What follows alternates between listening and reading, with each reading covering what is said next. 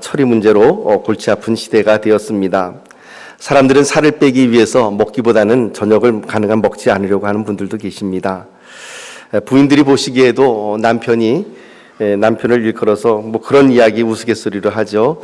삼식이보다는 일식이 오빠가 더 좋고 일식이 오빠보다는 영식님이 더 좋다. 이제 그런 우스갯소리도 있습니다. 그만큼 먹지 못해서 고통스러운 시대는 지난 것처럼 보입니다. 그럼에도 불구하고 이 일용할 양식을 우리에게 주시옵소서라고 하는 이 주님이 가르치신 기도의 중요한 진리는 우리가 매일 먹는 작은 음식을 통하여서도 하나님께서 우리에게 관심을 갖고 계심을 보여주고 있는 그런 구절이 아닐 수 없습니다. 흔히 우리가 생각할 때 하나님은 먼 하늘에 계시고 그리고 온 우주와 전 세계 인류의 평화와 이런 거창한 것만을 주관하시는 것처럼 생각하실 수 있을지 모르지만, 그러나 주기도문의 가장 첫 번째 혹격, 첫 번째 우리 주님을 불렀던 그 호칭이 무엇이었는지 여러분들께서 기억이 나실 것입니다. 하늘에 계신 우리 아버지여 라고 하는 구절이었습니다. 아버지는 늘 부모님은 특별히 그 자녀가 어릴 때는 그 자녀의 일거수일투족에 신경을 씁니다. 아이가 울면 그 울음소리에 귀를 기울여서 이 아이가 지금 배가 고파서 우는 것인지 아니면 배변을 해서 지금 우는 것인지 그런 것들을 다 보살펴 줍니다. 이처럼 하늘에 계신 우리 아버지이시기 때문에 하나님은 오늘 우리가 가지고 있는 작은 고민, 우리의 아픔, 그리고 우리의 쪼들리는 살림살이, 때로는 우리의 상처와 우리의 피곤함과 심지어는 우리가 매일매일 먹어야 될 양식까지 보살펴 주시고 공급해 주시는 하나님이시라고 하는 것을 우리들에게 보여주는 구절입니다. 따라서 오늘 우리에게 일용할 양식을 주옵소서라는 기도에는 두 가지 신앙 고백이 담겨 있다고 봅니다. 첫째는 주님 없이 살 수 없습니다. 주님만이 나의 공급자이십니다. 라고 하는 아주 간절한 그런 고백이고요. 두 번째 고백은 내일을 염려하지 않겠습니다. 오늘날 우리에게 일용할 양식을 주옵소서라고 이렇게 가르쳐 주셨으니 내일의 양식이 아니라 오늘의 양식을 구하라고 하셨으니 내일을 염려하지 않겠습니다. 라고 하는 것입니다. 흔히 출애굽은 신앙인의 여정을 축소해 놓은 것이라고 생각을 합니다. 그래서 애굽은 죄와 사망의 그늘진 땅, 사탄의 자녀가 되어 얽매여 있는 그런 곳을 애굽에 비유하고, 그 출애굽한 것을 일컬어서 이제 예수를 믿고 그리고 이제 영원한 하나님의 도성을 향하여 그 죄악된 삶의 고리를 끊고 탈출하는 것으로, 그리고 홍해를 건너는 것을 세례를 받고, 그리고 광야 생활은 교회 생활을, 요단강을 건넌다는 것은 이 땅에서의 삶을 마무리하고 죽는 것을, 그리고 약속의 땅에 들어간다는 것은 천국을 상징하는 것으로 그렇게 흔히들 많이 그 상징적으로 이야기합니다. 이런 상징성을 가지고 적용을 한다면 지금 우리가 살아가고 있는 현재의 우리의 삶은 어느 기간에 해당될 것인가? 바로 광야 생활에 해당되는 기간을 살고 있다고 볼 수가 있는 것입니다. 광야 기간 동안, 40년 광야 기간 동안 이스라엘 백성들이 먹고 또한 마셨던 것은 바로 하늘의 만나였습니다. 오늘 주님께서 우리에게 가르쳐 주신 기도 가운데 일용할 양식이라고 하는 표현은 분명히 광야에서 내렸던 그 만나와 깊은 연관성이 있음에 분명합니다. 그렇다면 오늘날 우리에게 일용할 양식을 주시옵소서라고 한 기도하는 우리 주님의 이 가르쳐 주신 기도는 만나와 연관을 지어서 반드시 생각해야만 그 의미를 올바로 파악할 수 있으리라 생각을 합니다.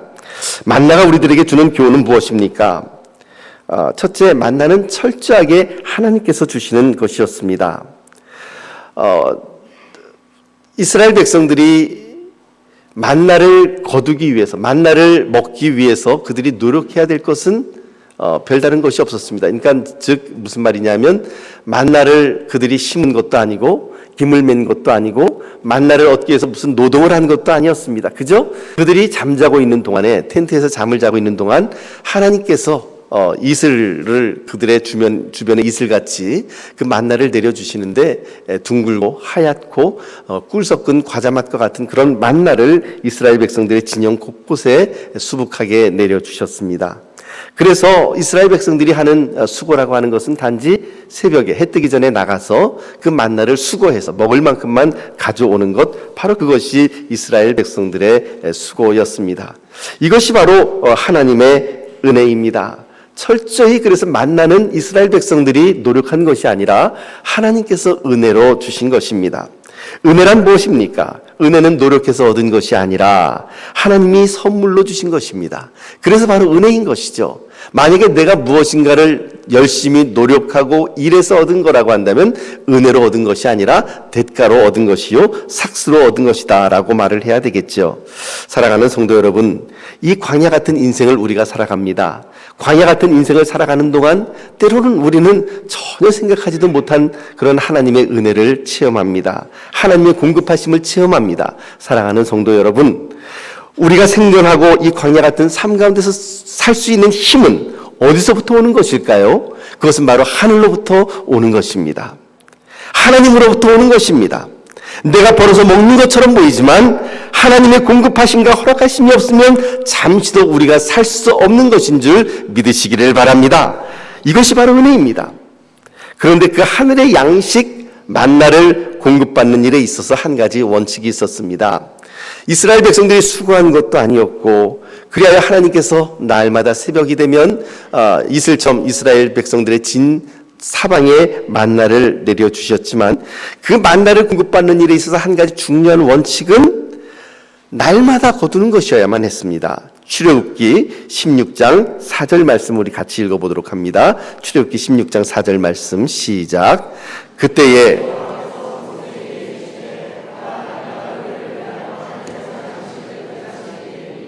백성이 나가서 일용할 것을 날마다 거둘 것이라. 이같이 하여 그들이 내 율법을 준행하나 아니하나 내가 시험하리라. 내가 양식을 하늘에서 비같이 내려줄 것이다. 만나를 내려주겠다는 것이죠. 그러면 백성이 나가서 어떤 양식을 구하라고요? 16장 4절 다시 한번 띄워주십시오. 내가 너희를 양식을 비같이 내리리니 백성이 나가서 무엇을요? 일용할 것을 어떻게? 날마다 거둘 것이라. 일용하다라고 하는 말의 의미는 히브리어는 욤욤이라고 이야기를 합니다. 욤욤. 욤이라고 하는 것은 데이죠. 그러니까는 욤욤. 날 이렇게 그냥 그 중복해서 쓰고 있으니까 영어로는 데이 바이 데이 그렇게 되겠죠. 날마다 그날 거둘 것이다라고 말을 하는 것입니다. 현대인들은 굉장히 얕습니다. 귀찮은 것을 싫어하죠. 그래서 아마 요즘 그리스도인들에게 하나님께서 이런 명령을 내리셨다면 아마 분명히 이런 요청을 하나님께 하지 않았을까 싶습니다. 하나님, 매일 새벽에 나가서 양식을 거두는 것이 우리에게 힘이 드니 그저 나가서 한 달치는 원치 않겠습니다. 그저 일주일치 양식을 우리가 거둘 수 있도록 해주십시오. 일주일만 거두어서 일주일에 하루만 나가서 거두고 그것으로 일주일을 먹고 살 수 있도록 해주십시오. 아마 그렇게 하나님께 요청을 하지 않을까 싶습니다. 그러나 하나님의 방식은 날마다 일용할 양식을 매일 새벽에 나가서 구하는 것이었습니다. 그런데 항상 늘 말을 듣지 않는 사람들이 있죠. 우리들 가운데도 그렇고 또 그 당시에 이스라엘 가운데서도 그랬습니다. 하나님께서 매일매일 일용할 양식만을 구하라고 그렇게 거둘 것을 요청을 했지만 이스라엘 백성들 가운데 어떤 사람들은 나가서 이틀치 혹은 3일치 양식을 이렇게 모았습니다. 아마 그렇게 이틀치 3일치 양식을 모은 사람들의 마음 가운데 어떤 생각이 있었을까? 아마도 내일 나가기 귀찮으니까 오늘 나서 나간 김에 딱 거두면 내일은 안 나가도 되겠지. 이런 마음이 있었을 수도 있을 거예요. 굉장히 귀찮은 것을 싫어하는 것이죠. 그런가 하면 혹은 이런 마음도 또 있었을 거예요. 오늘은 만나가 내렸지만 내일은 과연 만나가 내릴 것인가? 내일 일은 난 몰라요. 그냥 내일 일은 어떻게 될지 모르니까 내일치 양식까지, 모레치 양식까지 내가 거둘 수 있는 것을 다 거둬갖고 오자. 아마 이런 마음도 있었을 것입니다. 그 결과는 어떻게 됐습니까? 여러분들께서 이미 잘 알고 계시는 것처럼 자기가 그날 먹을 것 외에 그 다음 여분으로 거두어 드렸던 그 만나가 어떤 현상이 나타나죠? 뭐가 생겼습니까? 벌레가 생겼습니다. 또 무슨 냄새가 났습니까? 썩은 악취가 났습니다. 먹지 못하고 버려야만 했던 것이죠. 그것이 바로 이스라엘 백성들의 모습이었습니다. 그런데 바로 그 이스라엘 백성들의 그 모습 가운데서 하나님께서 그 모습을 보면서 화가 나시고 진노를 하셨던 이유는 왜 그렇게 진노를 하셨는가? 그것이야말로 인간의 죄성이기 때문에 그렇습니다. 인간은요, 무엇인가 늘 하나님을 신뢰하고 매일매일 하나님께서는 우리들에게 매일매일 나만 바라봐라, 내가 너희들을 책임져 주겠다라고 약속을 해주셨지만 인간은 믿지 못하는 거예요. 내일 일을 어떻게 알겠는가라는 것이었습니다. 그저 오늘 할 수 있을 때, 아직 한 걸음이라도 내가 더 빨리 걸을 수 있을 때, 건강이 아직 나에게 있을 때 악착같이 돈을 더 모아야 되고, 조금이라도 아직까지 내가 움직일 수 있을 때 미래를, 노후를 대책해 놓아야 되고, 이것이 바로 사람들의 생각이었습니다. 그런데 하나님을 물론 저축하는 것 그 자체가 하나님이 죄악이라고 말씀하시지는 않으셨습니다. 단지 하나님께서 서운해하시고 하나님께서 기뻐하지 않는 것은 무엇이냐면, 그렇게 물질을 비축해 놓았을 때에 사람들은 무엇을 의지하느냐 하면 하나님을 의지하는 것이 아니라 자기가 비축해 놓은 그 물질을 의지한다라는 것이죠. 통장에 잔고가 너무나도 많이 있다 보면 하나님을 의지하기보다는 통장의 잔고를 의지하게 됩니다. 그리고 내가 가지고 있는 인맥을 더 의지하게 되는 것입니다. 그것이 바로 죄악이라고 말씀을 하십니다. 왜 하나님께서는 일주일치 양식, 한 달치 양식이 아니라 매일의 양식을 허락하셨을까요? 매일매일 나가서 거두라고 말씀하셨을까요?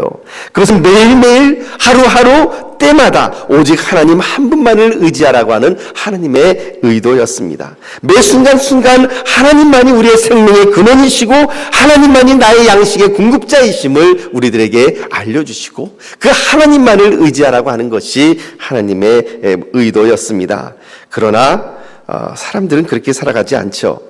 문제는 우리의 생명의 근원이신 하나님을 떠나서 나 스스로 살 길을 찾는다는 데 인간의 문제가 있습니다. 창세기 11장 말씀을 보면 바벨탑 사건이 나오죠. 하나님께서 인간을 노아의 홍수로 때, 노아 때 홍수로 다 사람을 멸절시키셨습니다. 노아의 가족만을 제외하고는요. 그리고는 노아와 그 가족들에게, 사람들에게 한 가지 약속을 해주셨죠. 다시는 무엇으로? 물로 심판하지 않겠다라고 하는 하나님의 약속을 주셨습니다. 그 언약의 표징으로 무엇을 하늘에 두셨습니까? 무지개를 두셨습니다. 그런데 창세기 11장 말씀 들어오면서 사람들이 숫자가 늘어나면서 그들의 마음 가운데에 과거에 있었던 노아의 홍수가 공포로 다가오는 거죠. 또 그와 같은 홍수가 일어나면 어떻게 될 것인가? 하나님의 약속이 있지만 하나님의 약속을 신뢰하기보다는 그들은 자기 스스로의 어떤 힘을 의지하기 시작했습니다. 그리하여 스스로 그렇게 자기들끼리 회합을 했습니다. 이제 우리가 아주 높은 하늘에 닿는 탑을 쌓자. 그리고는 다시는 홍수로 말미암아 우리가 그 멸망당하는 일을 우리가 방지하자. 우리의 이름을 온 지면에 퍼치자. 이것이 바로 창세기 11장에 나타난 바벨탑 사건이었습니다. 하나님께서는 그것을 기뻐하지 아니하시고 그들의 언어를 혼잡하게 하사 흩어버리셨습니다. 그렇습니다. 죄악은 무엇이 죄악입니까? 사람을 죽이고 강도짓하고 물론 그런 것도 죄악이겠지만 그러나 근본적으로 하나님을 신뢰하기보다는 자기 자신의 힘을 신뢰하고 의지하는 것, 그것이 바로 죄악입니다. 그래서 예레미야 선지자는 하나님을 떠나 다른 뭔가를 의지하려고 하는 유대 백성들을 향해 이렇게 외칩니다. 예레미야서 2장 13절 말씀 같이 읽어봅시다. 예레미야 2장 13절 시작. 내 백성이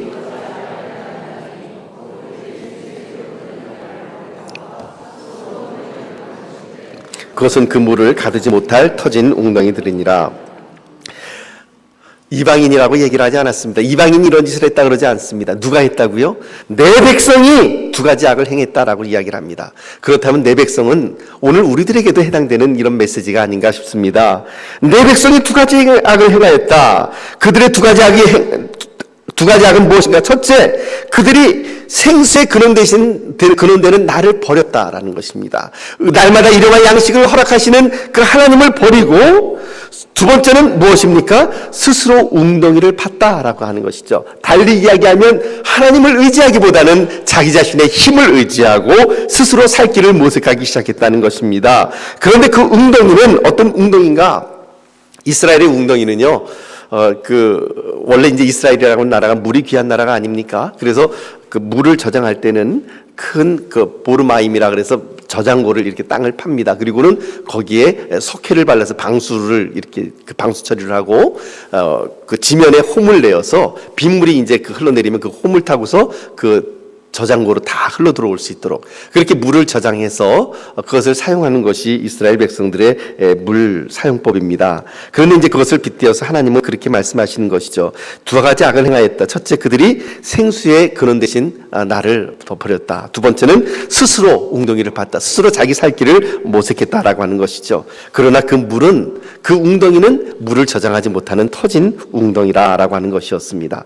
사랑하는 성도 여러분, 하나님은 오늘 우리들에게 이 말씀을 통하여 우리들에게 이렇게 요청하십니다. 너희는 누구를 바라볼 것이 아니라 바로 나를 바라봐라. 사랑하는 성도 여러분, 오직 하나님만을 바라보고 의지하시기를 예수님의 이름으로 축복합니다. 하나님 선포합니다. 하나님만이 우리의 생명의 근원이심을 선포합니다. 하나님만이 나의 공급자이심을 선포합니다. 옆에 있는 분들과 그렇게 인사를 나눠보시겠습니까? 하나님이 나의 생명의 근원이십니다. 다시 한번 인사 나누겠습니다. 하나님이 나의 공급자이십니다. 네, 그래서 우리는 일용할 양식을 그분에게 구해야만 하는 것입니다. 일용할 양식을 주옵소서라고 하는 구절에 숨겨진 두 번째 내용은 무엇이냐면 내일을 염려하지 않는다는 것입니다. 예수님께서 가르쳐 주신 기도는 어제의 양식을 위해 기도하라는 것도 아니라 내일의 양식을 위해서 기도하라는 것도 아니라 바로 오늘의 양식을 위해 기도하라고 하는 것이었습니다. 여러분, 오늘 우리에게 허락된 시간들은 항상 늘 오늘뿐입니다. 내일에는 내일의 태양이 뜨고 내일의 양식이 우리를 위해 준비가 되어 있고 내일은 또다시 오늘이 되어서 우리들에게 닥쳐오게 될 것입니다. 따라서 주님께서 우리들에게 가르쳐주시는 것은 내일의 양식을 위해서 고민하거나 애쓰지 말라는 것입니다. 그것은 부질없는 짓이라는 것이에요. 그것을 만나 사건을 통하여 이미 우리들에게 가르쳐 주셨습니다. 내일의 만나는 내일 너희에게 내릴 것이니 내일 양식은 내일 너희가 거둘 것이고 오늘 양식은 오늘 너희가 거둘 것이다. 이것이 바로 만나 사건이 아닙니까? 그리하여 주님은 우리들에게 이렇게 가르쳐 주셨습니다. 마태복음 6장 34절 말씀입니다. 같이 읽어봅시다. 시작. 그러므로 내일의 일을 위하여 염려하지 말라. 내일 일은 내일이 염려할 것이요 한날의 괴로움은 그날로 족하니라. 오늘 해야 할 일, 우리가 구해야 될 일을 오늘 해야 된다는 것입니다. 우리 하나님께서는 바로 오늘 이 순간 여러분들이 행복하시기를 원하십니다. 행복하십시오. 하나님께서는 오늘 이 순간, 오늘 바로 이 자리에서 여러분들께서 기뻐하시기를 원하십니다. 하나님의 기쁨이 여러분들에게 임하기를 예수님의 이름으로 축복합니다. 그래서 오늘 일용할 양식을 우리들에게 허락하여 주시는 것입니다. 과거는 나의 것이 아니고요. 과거는 추억으로 남을 뿐이고 미래는 더욱더 우리의 것이 아닙니다. 그래서 우리는 내일 해야 될 것을 생각하면 마음이 불안해서 아무것도 할 수가 없는 것이죠. 그러나 하나님은 우리들에게 이렇게 말씀하십니다. 내일 만나는 내일 내릴 것이니 오늘 만나 오늘 너희가 취하여서 먹어야 된다라고 하는 것입니다. 예수님이 우리를 위해서 두 번째로 말씀하신 것은, 첫 번째 말씀하신 것은 일용할 양식을 우리에게 주옵소서라고 하는 것이었고, 두 번째로 말씀하신 것이 우리의 죄를 사하여 주시옵고라고 하는 것입니다. 우리는 이 말씀을 통하여 하나님께서 우리를 용서하시는데 한 가지 조건을 달고 있는 것을 볼 수가 있습니다. 뭐라고 말씀하십니까? 우리가 우리에게 죄 지은 자를 사하여 준 것 같이. 자, 이것을 우리라고 하는 말을 한번 나라고 하는 말로 한번 바꿔봅시다. 내가 나에게 죄 지은 자를 용서하여 준 것 같이 나의 죄를 사하여 주옵소서라고 그렇게 하나님 앞에 기도할 수밖에 없다라고 하는 것입니다. 하나님께서는 우리를 용서하심에 있어서 먼저 수반되어야 될 것이 있음을 우리에게 가르쳐 주셨습니다. 그것은 우리에게 잘못한 사람들, 우리에게 허물을 한 사람들, 그런 사람들을 용서해 주는 것입니다. 예수님의 비유 가운데 1만 달란트 빚진 자의 비유가 있습니다. 마태복음 18장에 한 임금에게 1만 달란트 빚진 자가 있었습니다. 그 1만 달란트가 원래 달란트라고 하는 것이 원래 무게의 단위입니다. 1달란트는 몇 킬로그램인지 혹시 기억나십니까? 제가 수없이 많이 했는데 34킬로그램입니다. 그러니까는 금 한 달란트라 그러면은요, 작은 게 아니라 금 34kg이니까 한번 집에 가서 나중에 계산기를 두들겨 보십시오. 금 1달란트면 현재 시가로 얼마 정도 될지. 그런데 한 달란트가 아니라 얼마요? 1만 달란트를 비쳤다. 1만 달란트를 킬로그램으로 환산하면 몇 킬로그램입니까? 34 곱하기 1만 하니까 34만 킬로그램. 톤으로 따지면 340톤. 1톤짜리 트럭으로 340의 분량입니다. 그게 굉장한 것이죠. 그러니 만약에 금 1만 달란트를 비쳤다면 이거는 뭐 그냥 갚을 생각하지 말고 파산 신고를 해야 됩니다. 평생 이자만 갚아도 그 갚지 못할 것 같습니다. 은 1만 달란트도 역시 마찬가지입니다. 뭐 동 1만 달란트도 역시 마찬가지겠죠. 그 당시에 주로 이 달란트를 이렇게 계량할 때 쓰인 것이 금이나 은으로 쓰였던 것을 보면은 이 사람이 빚은 이 빚은 도저히 자기 생애에 갚을 수가 없는 그런 빚이었습니다. 1만 달란트. 임금이 그 빚진 자를 불렀습니다. 갚아라! 그랬더니 갚기는 갚았는데 도저히 내 힘으로 갚을 수가 없습니다. 그러자 임금이 그 사람을 옥에 넣으려고 하자 손이 발이 되도록 빕니다. 제발 제 평생 일해서 갚을 터이니 제발 저를 살려주십시오. 임금이 그 사람을 보고 측은한 마음이 들었습니다. 그래 그 사람의 빚을 탕감해 주었습니다. 좋다. 내가 너의 빚을 탕감해 줄 테이니 이제 나가서 열심히 살아라. 근데 이 사람이 탕감받고 난 이후에 아마 콧노래를 부르면서 룰루랄라 하면서 얼마나 기뻤겠습니까? 1만 달란트를 탕감받았으니 룰루랄라 하면서 나가는데 누구를 만나는가? 길거리에서 자기 친구를 만났는데 그 친구가 자기한테 100데나리온을 빚은 자였습니다. 1데나리온은 노동자가 하루 일하는 품삯이죠. 100데나리온은 그러므로 석 달 열흘 일해야만 벌 수 있는 그런 돈이니까 작은 돈이 아닙니다. 그래서 100데나리온을 빚진 그 친구의 멱살을 이 사람이 붙잡았습니다. 탕감받은 자가 붙들고 자기에게 빚 갚을 것을 강요했지만 이 사람도 역시 갚을 길이 없었습니다. 싹싹 빌었는데 역시 그 친구를 용서하지 않고 감옥에 가두어 버렸습니다. 그것을 보고 그 종 가운데 하나가 이 임금에게 와서 이 사실을 고했죠. 임금님에게 탕감받은 주인님에게 탕감받은 그 사람이 다른 자기 친구를 옥에 가두었습니다. 그러자 임금이 화가 났습니다. 그리고는 그 종을 다시 소환했습니다. 그리고는 뭐라고 이야기를 합니까? 마태복음 18장 32절에서 35절 말씀입니다. 같이 읽어볼까요? 함께 읽어봅시다. 시작. 이에 주인이 그를 불러다가 말하되 악한 종아 내가 빌기에 내가 내 빚을 전부 탕감하여 주었거늘 내가 너를 불쌍히 여긴 것 같이 너도 내 동료를 불쌍히 여김이 마땅하지 아니하냐 하고 주인이 노하여 그 빚을 다 갚도록 그를 옥돌들에게 넘기니라. 너희가 각각 마음으로부터 형제를 용서하지 아니하면 나의 하늘 아버지께서도 너희에게 이와 같이 하시리라. 아멘. 그 왕은 그 임금은 탕감했던 그 사람을 다시 옥에 가두어 버리고 말았다라고 하는 것이죠. 사랑하는 성도 여러분, 우리는 우리가 하나님께 지은 죄를 용서받기를 원합니다. 주홍빛 같은 내 죄라도 진홍빛 같은 내 죄라도 주님께서 나에게 흰 양털같이 나를 씻겨주시옵소서. 예수 그리스도의 보혈로 나를 덮어주시옵소서. 눈물 흘리며 콧물 흘리며 우리가 주님 앞에 나와서 그렇게 회개 기도를 하고 용서를 구합니다. 돈이 서에서 먼 것처럼 하나님 나의 죄를 용서하여 주옵소서. 나의 죄를 도말하여 주옵소서. 그렇게 간구합니다. 하지만 정작 내가 용서해야 할 사람, 용서해 주어야 할 사람에 대하여는 용서함에 있어서 매우 인색한 모습을 볼 수가 있습니다. 그러나 주님은 말씀하시죠. 너희가 각각 마음으로부터 형제를 용서하지 아니하면 나의 하늘 아버지께서도 너희에게 이와 같이 어떻게 해요? 너희를 용서하지 않으시리라 라고 하는 것입니다. 이 말씀 1만 달란트 빚진 자의 비유가 우리들에게 보여주는 것은 무엇입니까? 1만 달란트를 빚진 자는 누구입니까? 바로 우리 한 사람 한 사람들입니다. 임금은 누구입니까? 바로 하나님이십니다. 하나님께서 우리의 모든 죄악을 다 탕감해 주셨습니다. 무엇으로 탕감해 주셨습니까? 예수 그리스도 하나밖에 없는 그 외아들 예수 그리스도의 생명을 내어주심으로 우리의 모든 죄악을 탕감해 주셨습니다. 빚을 다 갚아주셨습니다. 그런데 그 탕감받은 우리는 내 자존심에 기스낸 사람, 그저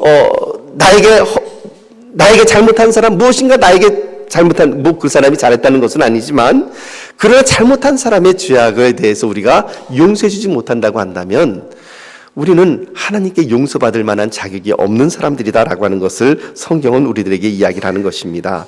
사랑하는 성도 여러분, 성경은 우리가 우리 형제를 용서하지 않으면 하나님께서도 우리의 죄를 용서하지 않으시겠다라고 선포하십니다. 사랑하는 성도 여러분, 서로 용납하시기를 축복합니다. 서로 용서하시기를 축복합니다. 땅에서 풀어야만 하늘에서도 풀리는 법입니다. 주기도문의 마지막 구절은 우리를 시험에 들게 하지 마옵시고 다만 악에서 구하옵소서라고 하는 내용입니다.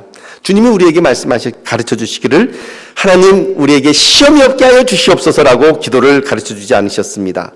우리에게 시험이 없을 수 없다라고 하는 것을 주님께서도 인정하셨습니다. 심지어는 예수님께서도 40일 금식 이후에 마귀에게 시험을 받으시지 않으셨습니까?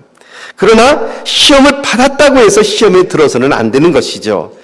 예수님은 하나님의 말씀으로 사탄의 시험과 유혹을 이겨내셨습니다. 히브리서 4장 15절 말씀을 보면 이렇게 기록을 합니다. 우리에게 있는 대제사장은 우리의 연약함을 동정하지 못하실 이가 아니요 모든 일에 우리와 똑같이 시험을 받으신 이로되 죄는 없으시니라. 즉 예수님에게도 시험이 왔지만 예수님은 그 시험으로 말미암아 시험에 들거나 죄를 짓지 않으셨다라고 하는 것입니다. 시험이 없을 수는 없습니다.